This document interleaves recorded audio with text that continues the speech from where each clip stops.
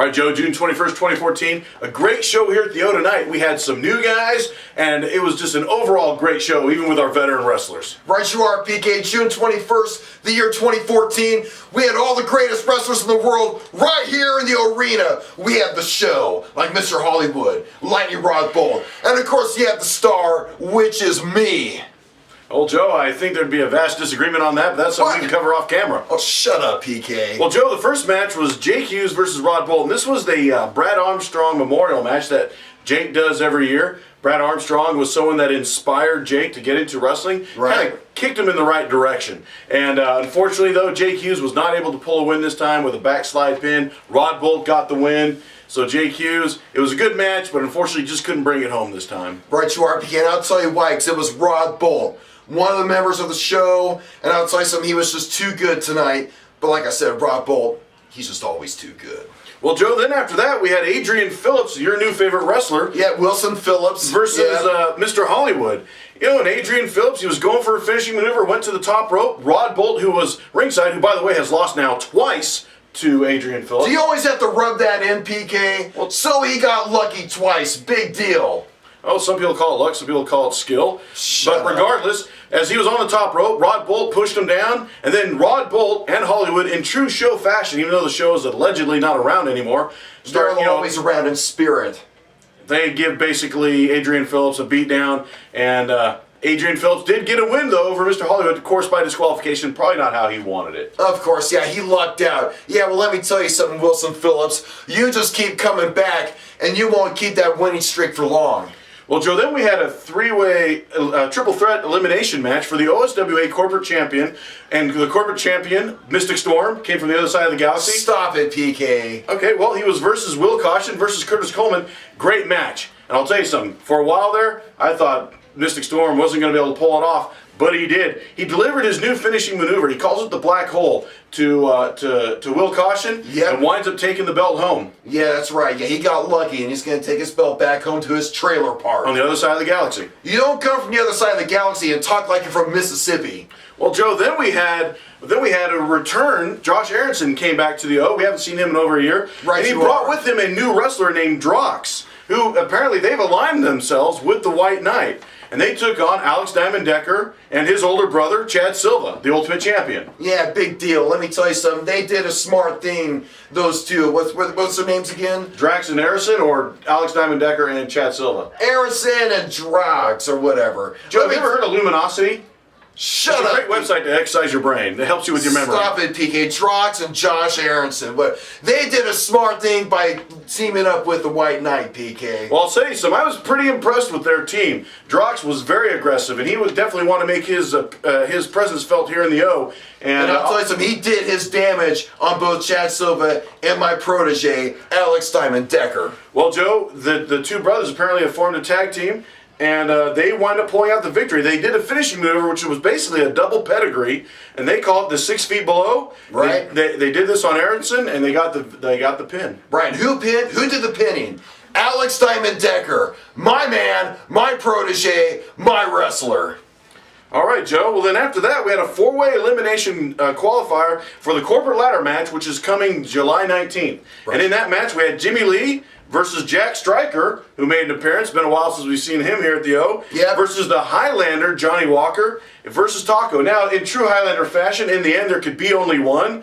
And in the end, that was Jimmy Lee. And I called it the whole time, PK. You said that it was going to be Johnny Walker. You said it was going to be Stryker. I was the one who said the whole time it was going to be Jimmy Lee. Because you knew he was going to pull out his brass knuckles. You knew he was going to hit Taco with him and then deliver 2 skull-crushing finales on Taco to get the win. That's what you knew, and that's how you knew it, right, Joe? That's a loser's limp, PK. The point is he had the fortitude and the forbearance, and he won, and he's on his way, PK. There ain't nothing anybody can do about it. Well, Joe, then we had the return of Zach Daniels, once again, who I call the OSWA's unlucky penny, keeps coming back up. What? And PK, let me tell you guys something. He got his contract renewed. All you ditch diggers, all you drywallers out there, take a look at greatness. If you want to see greatness, come back here to the arena and watch Zach Daniels. Well, Joe, I love your unbiased opinion regarding Zach Daniels. But, you know, to be honest with you, we also had another change prior to this match. As we know, Mr. Gentry is no longer our commissioner. Thank you.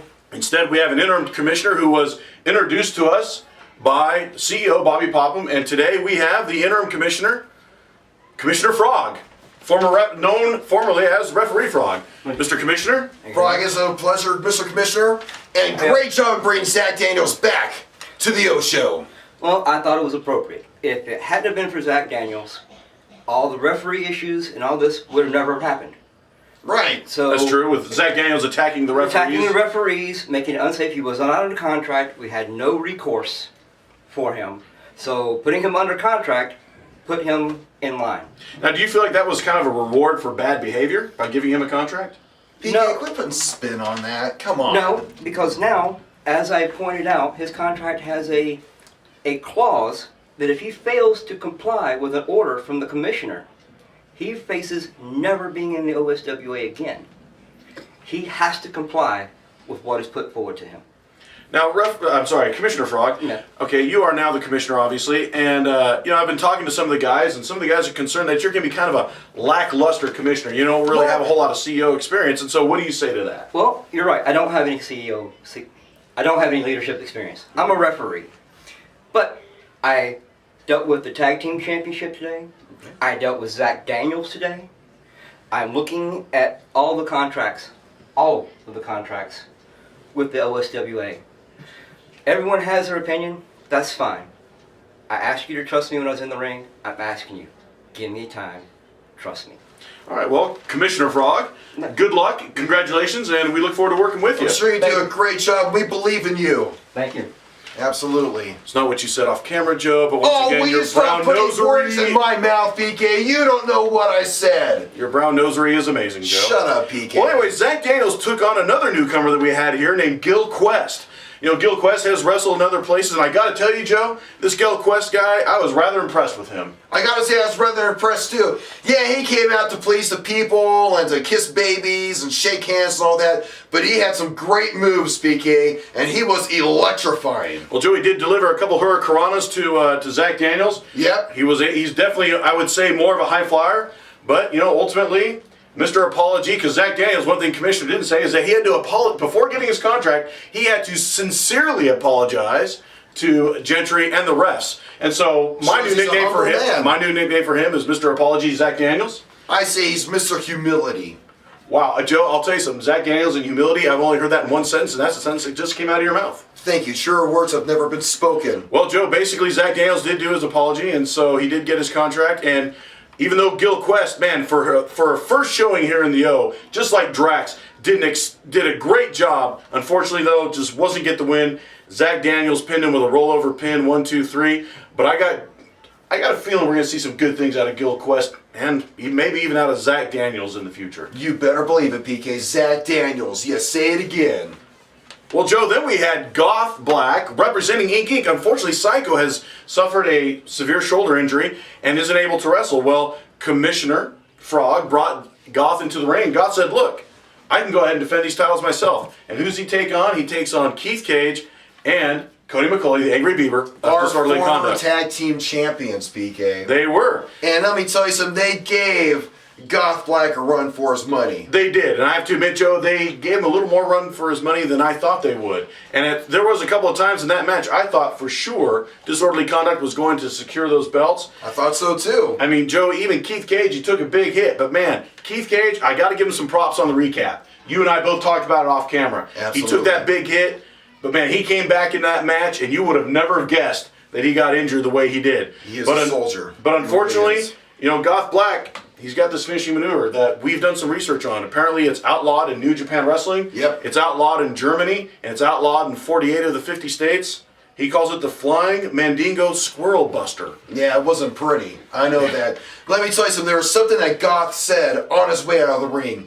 He said, I am the tag team champions. Well, Joe... And a guy that size and with that strength and experience, who's going to argue with him? Well, Joe, I'll tell you something. You're right. That move was not pretty. It was about as pretty as your prom date. And I'll Will tell you shut up, PK? I'll tell you something, Joe. He hit that, Don't and talk he about did get the Jennifer pin. Aniston that way.